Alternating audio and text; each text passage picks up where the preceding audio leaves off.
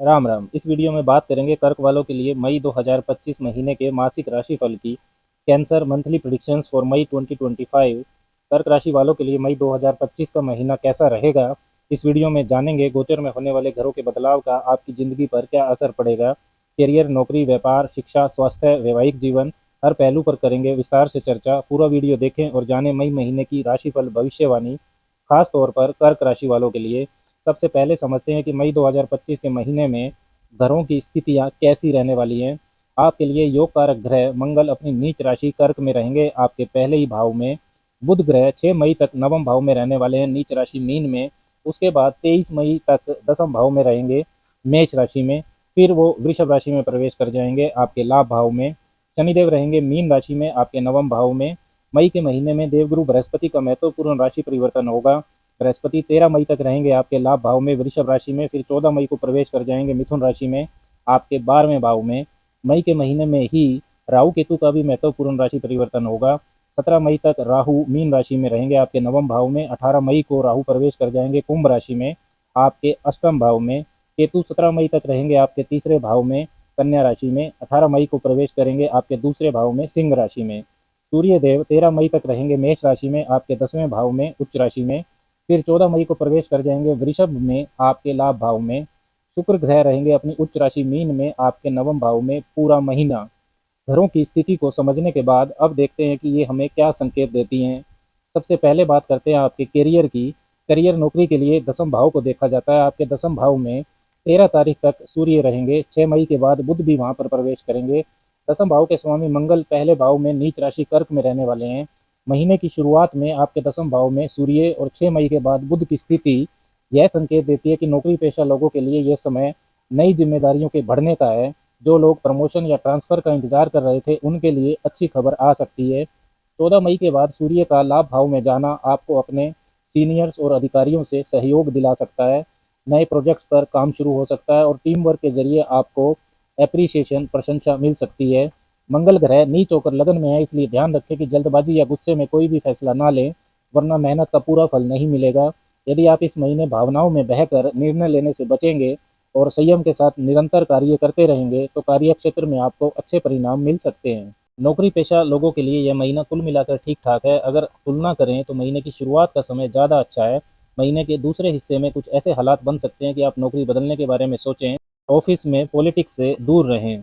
व्यापार, बिजनेस की बात करें तो उसे सप्तम भाव से देखा जाता है। सप्तम भाव पर मंगल की दृष्टि रहने वाली है। सप्तम भाव के स्वामी शनिदेव शुक्र के साथ नवम भाव में रहेंगे पूरा महीना। व्यापार कारक बुध महीने के पहले हफ्ते नीच राशि मीन में रहेंगे, लेकिन उसके बाद दसम भाव में रहेंगे। आपके नवम भाव में शनि, शुक्र और बुध जैसे ग्रहों की उपस्थिति बताती है कि विदेश से जुड़े व्यापार, आयात निर्यात, टेक्नोलॉजी या शिक्षा से जुड़े बिजनेस में आपको विशेष लाभ मई के महीने में हो सकता है। व्यापार से जुड़े मामलों में 7 मई से 23 मई के बीच का समय काफ़ी अच्छा रहेगा। इस दौरान की गई बिजनेस ट्रिप्स सफल होंगी और आपकी मेहनत का अच्छा फल मिलेगा। अगर आपका काम किसी दूर जगह या विदेश से जुड़ा है, तो आपको और भी बेहतर परिणाम मिल सकते हैं। साझेदारी में काम करते समय स्पष्टता रखें। नया निवेश करने से पहले सीनियर से सलाह ले लें। करियर के मामले में निष्कर्ष निकालें तो जो लोग व्यापार से जुड़े हैं, उन्हें इस महीने अच्छे फायदे मिल सकते हैं। वहीं नौकरी करने वालों के लिए महीने की शुरुआत का समय ज़्यादा अच्छा है। अब बात करते हैं आर्थिक स्थिति की। इस महीने आर्थिक मामलों में मिला जुला असर देखने को मिलेगा। लाभ भाव के स्वामी शुक्र नवम भाव में उच्च राशि में रहेंगे। लाभ भाव में 14 मई के बाद सूर्य का प्रवेश होगा, जिससे आय के स्रोत सक्रिय हो सकते हैं और पुराने अटके हुए पैसे भी वापस मिल सकते हैं। महीने के पहले हिस्से में बृहस्पति का लाभ भाव में होना आर्थिक दृष्टि से शुभ है। किसी बड़ी डील या इन्वेस्टमेंट से फायदा हो सकता है। लेकिन 14 मई के बाद बृहस्पति 12वें भाव में जाएंगे, जिससे कुछ अनावश्यक खर्चे या विदेश से जुड़े खर्चे बढ़ सकते हैं। इसलिए पैसों को लेकर थोड़ा प्लानिंग के साथ चलना जरूरी रहेगा। महीने के दूसरे हिस्से में बृहस्पति लाभ के मामले में उतना सपोर्ट नहीं करेंगे, लेकिन तब तक सूर्य का गोचर लाभ के मामले में आपको सपोर्ट करना शुरू कर देगा। मई महीने में खर्चों पर नियंत्रण रखें, बजट बनाकर चलें, बड़े निवेश से पहले विशेषज्ञ की सलाह ले लें। अब बात करते हैं स्वास्थ्य की। सबसे पहले ध्यान दें कि मंगल ग्रह जो इस समय आपकी राशि में ही पहले भाव में ही नीच के होकर विराजमान है, इनका सीधा असर आपकी शारीरिक ऊर्जा, गुस्सा और रोग प्रतिरोधक अक्षमता पर पड़ सकता है। सर्दी, जुकाम, बुखार जैसे लक्षण देखने को मिल सकते हैं। जिन स्थानों पर गर्मी अधिक है, वहां लू लगने का भय भी रहेगा। नीच का मंगल चोट, खरोच आदि का भय भी देता है, अतः वाहन आदि सावधानी पूर्वक चलाना जरूरी होगा। दूसरे भाव के स्वामी सूर्य की स्थिति अच्छी है, जो आपको खाने पीने के मामले में जागरूक बनाएगी, जिससे फायदा होगा। 18 मई के बाद राहु अष्टम भाव में प्रवेश करेंगे, इसलिए किसी भी पुरानी बीमारी को नज़रअंदाज ना करें। 14 मई के बाद बृहस्पति का 12वें भाव में जाना नींद से जुड़ी समस्या, आंखों की थकावट या पेट से जुड़ी दिक्कतें दे सकता है। तो मई के महीने में खाने पीने का विशेष ध्यान रखें। नियमित योग, ध्यान और नींद पूरी लेना आपके लिए फायदेमंद रहेगा। अब बात करते हैं रिश्तों की। सबसे पहले प्रेम संबंधों की बात करें तो इस मामले को पंचम भाव से देखा जाता है। पंचम भाव के स्वामी मंगल नीच राशि में रहने वाले हैं। 13 मई के बाद पंचम भाव पर सूर्य की दृष्टि भी रहेगी। ये दोनों स्थितियां बहुत अच्छी नहीं है, लेकिन पंचम भाव पर महीने के पहले हिस्से में बृहस्पति की दृष्टि रहेगी, जो एक अच्छी स्थिति है। वहीं प्रेम का कारक शुक्र इस महीने उच्च अवस्था में रहने वाला है, इसलिए प्रेम संबंधों के मामले में इस महीने आपको मिले जुले परिणाम मिल सकते हैं।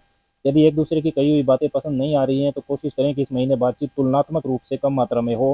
क्रोध नहीं करेंगे तो रिश्ता ठीक रहेगा। ऐसा न करने की स्थिति में संबंधों के कमजोर होने की संभावनाएं नजर आ रही हैं। विशेषकर महीने के दूसरे हिस्से में आपको अपने संबंधों को लेकर अधिक ध्यान रखना होगा। वैवाहिक जीवन की बात करें तो इसे सप्तम भाव से देखा जाता है। सप्तम भाव के स्वामी शनि उच्च के शुक्र के साथ नवम भाव में रहेंगे। सप्तम भाव पर मंगल की दृष्टि रहने वाली है। ये स्थितियां जीवन साथी के साथ मानसिक दूरी या वैचारिक टकराव का कारण बन सकती हैं। छोटी छोटी बातों पर ध्यान ना देकर अपनी परस्पर समझ बनाने की कोशिश करें। अच्छी बात यह है कि सातवें भाव के कारक शुक्र उच्च राशि में पूरा महीने रहेंगे, तो रिश्तों में पारदर्शिता और संवाद बनाए रखें तो आपकी स्थितियां अच्छी रहेंगी। भरोसे को प्राथमिकता दें, जीवन साथी की बातों को सुनें और समझदारी से प्रतिक्रिया दें। अब बात करते हैं शिक्षा पक्ष की। शिक्षा पक्ष को पंचम भाव से देखा जाता है। पंचम भाव के स्वामी है मंगल, जो नीच राशि में है। महीने के पहले भाग में पंचम भाव पर बृहस्पति की तथा महीने के दूसरे भाग में सूर्य की दृष्टि रहने वाली है, जिससे आपको मदद मिलेगी। महीने की शुरुआत में बृहस्पति आपके लाभ भाव में स्थित हैं, जो इच्छाओं की पूर्ति और मेंटर्स से सहयोग का संकेत देते हैं। यदि आप किसी प्रतियोगी परीक्षा या इंटरव्यू की तैयारी कर रहे हैं तो यह समय अच्छा है। लेकिन 14 मई के बाद बृहस्पति 12वें भाव में जाएंगे, जिससे पढ़ाई में थोड़ा ढीलापन या डिस्ट्रैक्शन महसूस हो सकती है। इसलिए जरूरी है कि आप समय प्रबंधन और निरंतरता पर ध्यान दें। मंगल नीच राशि के हैं, लेकिन आप मेहनत में कमी ना करें। एकांत और शांत वातावरण में पढ़ाई करें, इससे कंसंट्रेशन बनी रहेगी। अब बात करते हैं विदेश यात्राओं की, विदेश में फॉरेन सेटलमेंट की। सबसे पहले बात करते हैं नवम भाव की, जो लंबी यात्राओं और विदेश से जुड़े अवसरों का भाव माना जाता है। शनि, राहु और शुक्र तीनों ग्रह 17 मई तक नवम भाव में रहेंगे। यह एक बहुत ही मजबूत योग है, खासकर उन लोगों के लिए जो विदेश में शिक्षा, नौकरी या व्यवसाय के लिए प्रयास कर रहे हैं। हालांकि 18 मई के बाद राहु अष्टम भाव में चले जाएंगे, जिससे प्रक्रियाओं में देरी, दस्तावेज संबंधी अड़चने या मानसिक भ्रम हो सकता है। बुध ग्रह 6 मई के बाद दसम भाव में रहेंगे, जो प्रोफेशन से जुड़ी विदेशी डील या इंटरव्यू में सफलता के संकेत देते हैं। अगर आप किसी मल्टीनेशनल कंपनी, ऑनलाइन वर्क या विदेशी क्लाइंट से जुड़े हैं तो यह समय अच्छा रहेगा। बृहस्पति 14 मई के बाद 12वें भाव में प्रवेश करेंगे, जो विदेश यात्रा और स्थायी सेटलमेंट का संकेत देते हैं। यह परिवर्तन उन लोगों के लिए बेहद शुभ रहेगा जो पीआर, स्टूडेंट वीजा या नौकरी के लिए बाहर जाने की योजना बना रहे हैं। डॉक्यूमेंट्स पहले से तैयार रखें और किसी अनुभवी व्यक्ति से सलाह जरूर लें। अब बात करते हैं मई के महीने के विशेष उपायों की। हर सोमवार को कच्चे दूध में शक्कर मिलाकर शिवलिंग पर अर्पण करें। यह उपाय आपके मानसिक तनाव, असमंजस और एकाग्रता की कमी को दूर करेगा। बृहस्पतिवार को पीले वस्त्र पहनकर केले के पेड़ की पूजा करें। हर शनिवार को सरसों के तेल में अपनी छाया देखकर दान करें। हर रोज 3 बार हनुमान चालीसा का पाठ करना भी आपके लिए बेहद शुभ है।